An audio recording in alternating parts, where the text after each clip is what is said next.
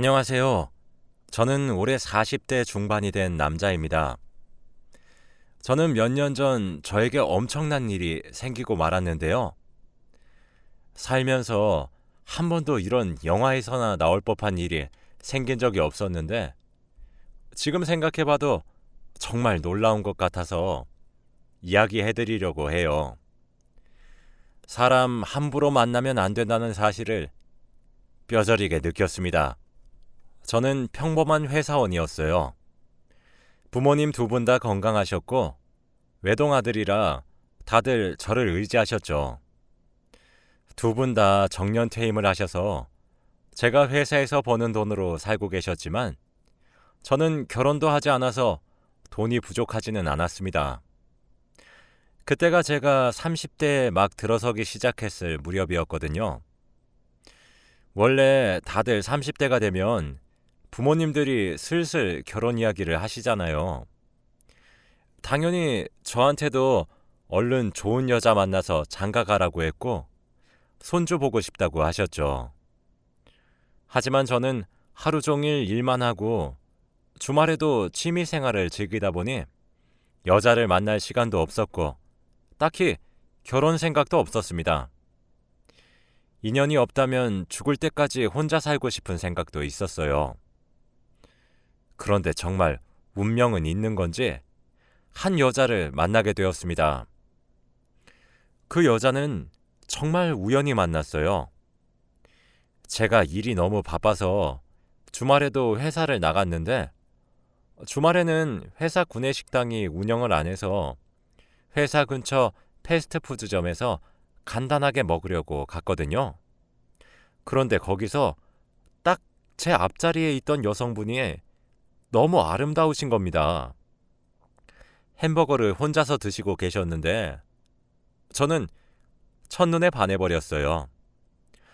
그래서 대뜸 그 여자의 테이블에 비어있는 의자에 앉아서 전화번호를 물었고 다행히도 알려주셔서 제가 열심히 그녀를 대시했죠. 그녀도 제가 마음에 들었는지 마음을 잘 열어주시더라고요. 저희는 전화도 자주 하고 주말에도 만나고 회사 퇴근을 하고도 만났습니다. 제가 처음 봤을 때부터 한국 사람은 아닌 것 같다고 느꼈지만 한국말을 너무 잘해서 몰라봤는데 알고 보니 북한 사람이라고 하더라고요. 몇 년 전에 탈북해서 한국으로 왔고 지금 국적은 한국이라고 했습니다. 저는 한 번도 탈북자를 본 적이 없고 TV 속에서만 보던 사람을 보니까 되게 신기하더군요. 그래서 실례가 안 된다면 어떻게 탈북했는지 이야기를 해달라고 요청했고 그녀가 흔쾌히 허락해 주어서 탈북 이야기를 들려주었습니다. 정말 제가 TV 속에서 본 것처럼 중국을 갔다가 여기저기 돌아서 한국으로 왔다고 하더라고요. 그리고 울면서 부모님 보고 싶다고 하고 두고 온 동생이 있다고 하면서 펑펑 우는데 저도 모르게 감정이 입이 돼서 울게 되는 거 있죠?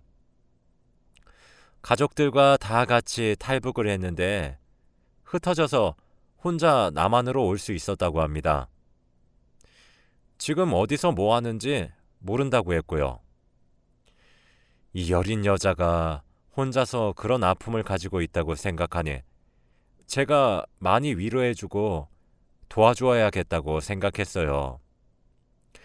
저는 그 여자를 보고 전혀 이질감이나 괴리감이 느껴지지 않았고 같은 대한민국 사람으로 느껴지더라고요. 그 여자에게 고백을 했고 저희는 연애를 시작했습니다. 솔직히 처음에는 탈북자라고 하면 북한 연애와 한국 연애에 차이가 있어서 많이 갈등이 생길 줄 알았거든요. 그런데 그녀는 전혀 그런 거 없이 오히려 한국에 오래 살았던 여자 같았습니다. 저희는 연애하면서 싸울 일도 없었고 서로 행복할 일에만 바빴죠. 그녀의 이름은 미화예요. 김미화. 미화는 저보다 3살이나 어립니다. 연애하는 동안 3살이나 어려도 몇 년 동안 저보다 훨씬 많은 경험을 했고 배울 점도 너무 많았어요. 미화 같은 여자라면 결혼도 가능하겠다는 생각이 들었고 미화도 저와 결혼을 하고 싶다고 했습니다. 그래서 저희 부모님을 만나러 갔죠. 근데 역시나 저희 부모님은 반대했습니다. 어디서 근본 없는 애를 데리고 와서는 뭐 결혼? 꿈도 꾸지 마라. 애미 애비도 없는 애를 어디서 주워와서는 대한민국 사람도 아닌데 왜 결혼을 하려고 해? 당장 썩 나가. 저희 아버지가 많이 엄하셔서 말을 많이 거칠게 하세요. 미화는 그 말을 듣고 많이 겁을 먹었는지 주저앉더라고요. 그러면서 울기 시작하는데 너무 마음이 아팠습니다. 저는 어떻게든 아버지와 어머니를 설득하기로 했고 노력을 했어요. 그치만 절대 이해해주지 않았답니다. 근데 미화는 저와 노력하는 게 달랐어요. 정말 저희 부모님을 친부모처럼 여기면서 살뜰히 도와드렸고 한국 관습도 열심히 배우면서 저희 부모님께 결혼 허락을 받기 위해 엄청 노력했거든요.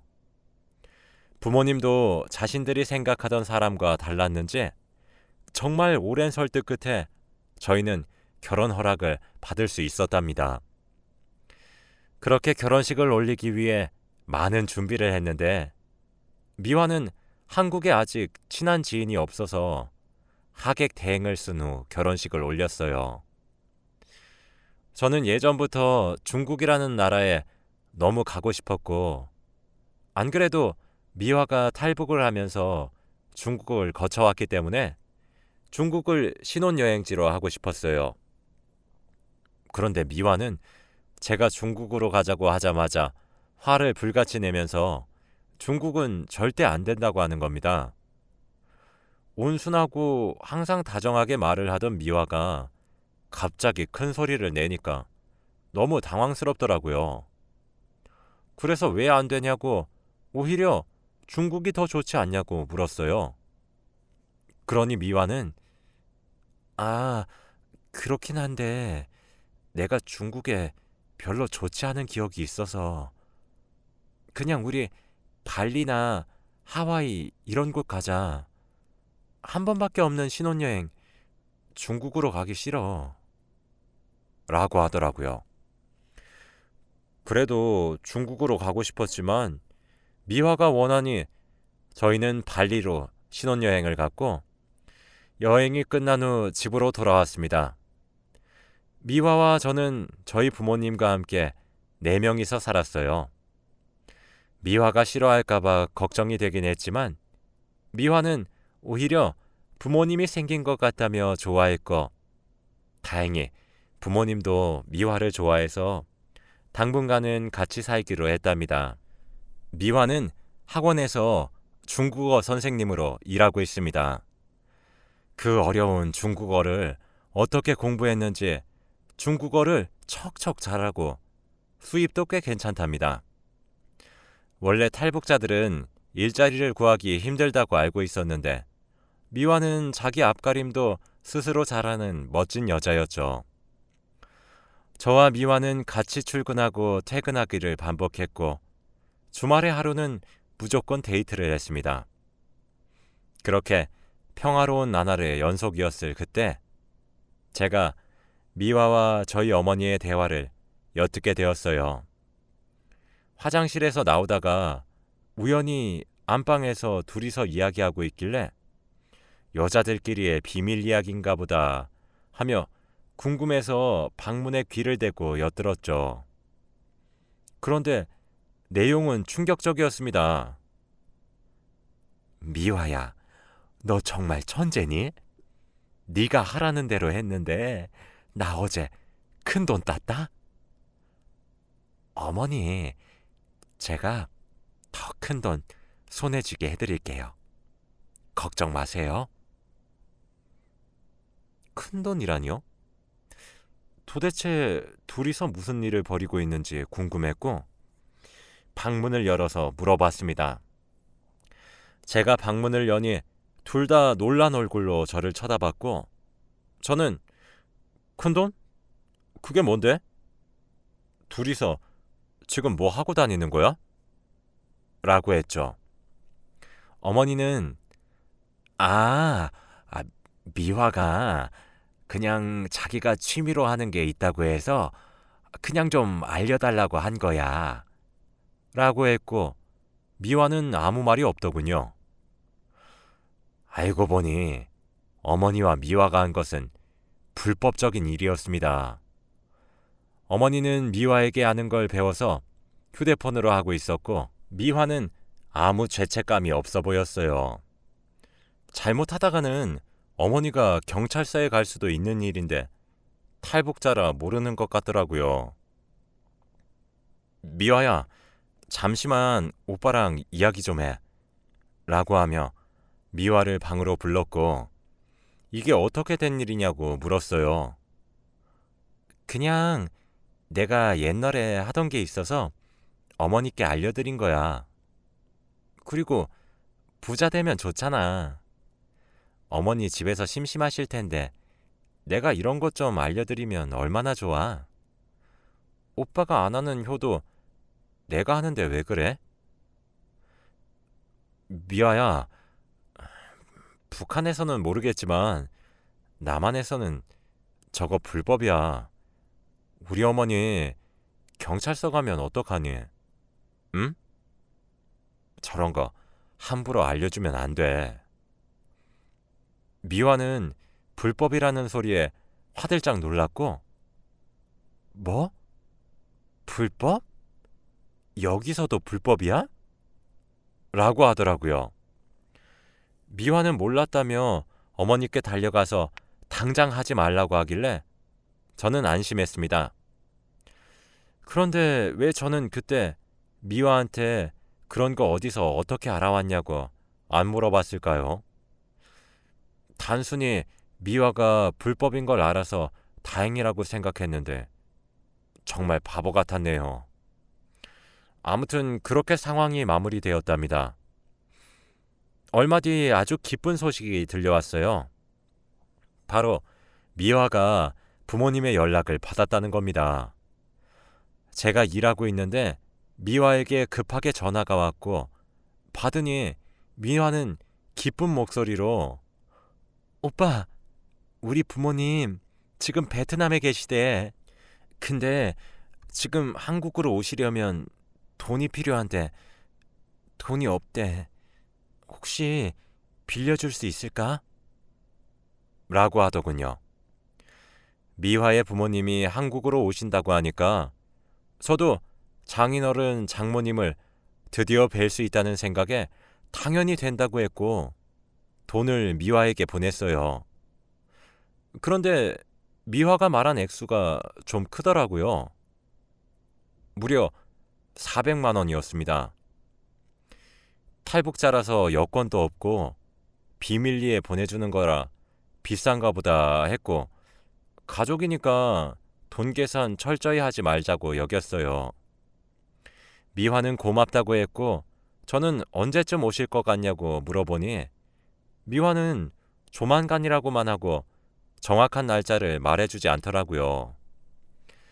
그래도 어디서 뭘 하는지 죽었는지 살았는지도 몰랐었던 부모님의 연락을 받은 미화가 얼마나 기뻤을지 생각하니까 저도 덩달아 행복해졌습니다. 그런데 미화는 저에게 이런 부탁을 한두 번 한 게 아니에요. 지금 부모님이 어디라서 돈을 보내달라, 거의 다 도착했으니 돈을 보내달라, 이런 식으로 부탁하면서 제 돈을 많이 빌려갔습니다. 아내이긴 하지만 그래도 제 돈이 어디서 쓰이는지도 정확히 알지 못한 채 이렇게 나가니까 조금 수상하더라고요. 그리고 미화의 부모님은 몇 주가 지나도 오시지 않으셨습니다. 미화야, 내가 보낸 돈이면 지금쯤 한국에 오셔서 너랑 만났을 것 같은데 왜 이렇게 늦게 오셔? 그러게, 나도 걱정된다. 우리 부모님 돈 받고 튄 건 아니겠지? 우리 부모님 그럴 사람 아닌데. 미화는 자신의 부모님을 의심했고 그렇게 말하니까 저 또한 의심이 되더군요. 미화야, 돈 가지고 달아나신 것 같아. 미화는 절대 자기 부모님이 그럴 사람이 아니라고 했고 그게 점점 현실이 되는 걸 몸소 느끼니까 미화는 점점 처량해지더군요. 몇 년 만에 부모님을 처음 볼 기회로 너무 설레고 기뻐서 해달라는 거 다 해줬는데 어떻게 자식한테 사기를 칠 수 있냐고 하면서요. 저도 이렇게 미화가 슬퍼하는 모습을 보니까 덩달아 마음이 아파왔습니다. 솔직히 보낸 돈이 적은 액수는 아니었지만 그 돈은 다시 벌면 되는 거였고 미화가 이렇게 또 상처를 받는 게 돈을 잃는 것보다 싫었어요. 미화는 자신이 부모에게 버림받았다고 생각하면서 울어댔고 저는 그런 미화를 안아주었습니다. 미화가 그렇게 슬퍼하니까 빌린 돈을 달라고 할 수도 없겠더라고요. 그렇게 장인어른 장모님은 볼 수 없게 되었답니다. 제가 미화가 너무 슬퍼하고 혼자라는 생각을 많이 하니까 친구라도 사귀었으면 좋겠다는 생각에 열심히 알아보고 미화에게 탈북자 친구들을 만나는 행사를 추천해 줬어요. 미화야, 내가 이거 찾은 건데 너처럼 탈북자 친구들이 여기서 친구도 사귀고 공감되는 이야기도 많이 한대. 여기 가서 너도 친구들 사귀어 보는 거 어때? 미화는 갑자기 당황을 하면서 아니, 왜 시키지도 않은 짓을 해? 난 괜찮아. 친구 없어도 돼. 오빠만 있으면 돼. 라고 하더라고요. 그래도 남편 입장에서는 아내가 힘이 좀 생기게 친구들과 만나서 북한 이야기도 하고 에너지도 얻길 바랬는데 말입니다. 근데 생각해보니 저는 미화가 북한 말을 쓰는 걸 본 적이 없더라고요. 처음 봤을 때부터 미화는 완벽한 한국어를 썼었고 그리고 학원에서는 늘 중국어를 쓰니까 북한 말을 쓴 걸 본 적이 없었어요. 미화야, 나 너 북한 말 쓰는 거 궁금한데 한번 보여주면 안 돼? 그냥 너무 귀여울 것 같아서 그래. 근데 미화는 갑자기 정색을 하면서 말을 했어요. 오빠, 나 북한에 대한 기억이 별로 좋지 않아서 그러니까 앞으로 북한 이야기 꺼내지 말아줄래? 그리고 나 북한 떠난 지 오래돼서 기억 안 나. 한 번도 미화는 저에게 정색을 하고 말한 적이 없었는데 그 모습을 보니까 왠지 모르게 섬뜩했고 제가 알던 미화의 모습이 아니라서 많이 당황스러웠어요. 그 뒤로 다시는 미화한테 북한 이야기를 못하겠더라고요. 그렇게 또 몇 달이 흘렀습니다. 그동안 미화는 학원 일로 되게 바빴고 저도 회사 일로 되게 바빴어요. 많은 사람들이 저희가 아이를 왜 안 낳았는지 궁금하실 텐데 이유는 사실 없지만 그냥 둘이서 있는 게 좋았고 일이 너무 바쁘다 보니 시기를 놓친 것 같아요. 미화랑 저도 아이에 대한 욕심이 없어서 계획이 없었습니다. 지금 생각해보면 그게 정말 다행이었던 것 같아요. 아무튼 미화는 일에 너무 빠져 살았는지 집에 와서도 일을 하고 있더라고요. 매일같이 중국어로 되어 있는 메일을 받았고 그걸 답장을 하는 것으로 모자라 누군가에게 계속 전화가 와서 중국어로 받았습니다. 근데 미아가 원래 쓰던 폰이랑 학원 업무용 휴대폰이 2개 있거든요. 주말 내내 학원 업무용 휴대폰에서 전화가 울렸습니다. 미아야, 누군데 그렇게 주말에도 전화를 해? 아, 우리 학원 학생이야. 모르는 게 있나 봐. 저는 솔직히 그때 미화가 조금 의심스러웠지만 중국어를 할 줄 모르는 제가 뭘 어떻게 할 수 있었겠습니까? 미화는 제가 못 알아듣는 걸 아니까 일부러 방에 들어가서 전화를 받지도 않았고 제 옆에서 받더라고요. 그래서 한 번은 제가 너무 궁금해서 전화를 하고 있는 미화 쪽으로 번역기를 돌려답니다. 미화의 중국어 발음은 학원 강사를 해서 그런지 또렷했고 번역도 잘 되었죠. 그런데 번역된 내용은 정말 충격적이었습니다. 그래서 얼마 벌었다고? 그래, 잘했어. 내가 곧 갈게. 내가 없으니까 돈이 안 벌리네.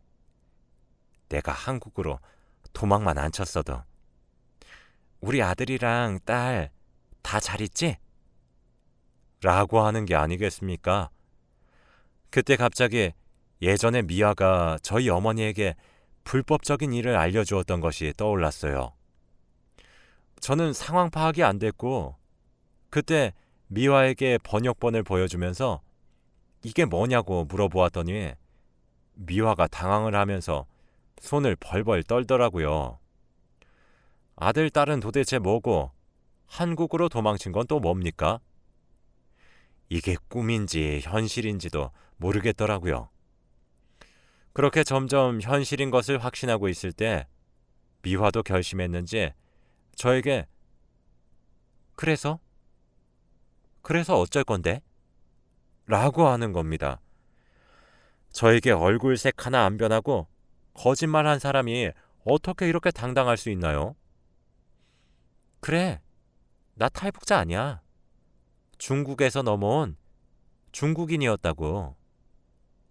그리고 중국에서 한 건 했다가 일이 커져서 한국으로 도망친 거야. 아들이랑 딸도 중국에 있어.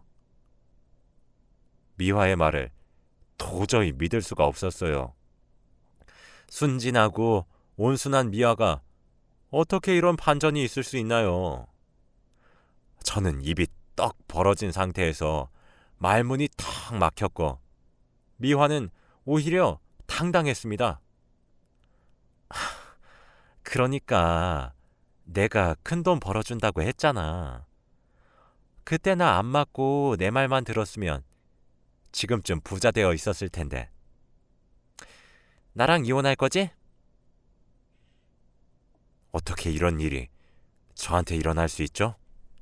알고 보니 미화는 저에게 부모님한테 보낼 돈은 다 중국에 있는 아들, 딸한테 보낸 거였고 중국인에게 온 전화와 메일도 다 자기 동업인이었다고 했습니다. 이런 모습을 보니까 저는 화가 나는 건 둘째치고 어이가 없더라고요. 애초부터 북한말을 못한다고 했을 때부터 알아봤어야 했는데 너무 어처구니가 없었죠. 이런 양아치 같은 여자한테 잘못 걸려서 사기 결혼을 당한 거 아닙니까? 전 미화를 고소했습니다. 저희 부모님도 어떻게 집안에 이런 여자를 들이냐고 하면서 화를 내셨지만 화가 제일 많이 났던 사람은 바로 접니다. 얼마나 저를 만만하게 봤으면 이랬을까요?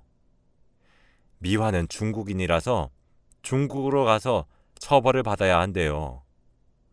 무슨 이런 국제적 망신이 다 있나요? 지금은 몇 년이나 지난 일이지만 지금 생각해도 정말 대박이었습니다. 글을 쓰면서도 그때의 기분이 생생하게 느껴지네요. 여러분들도 함부로 결혼하지 마세요. 큰일 납니다. 제 이야기는 여기까지입니다. 들어주셔서 감사합니다.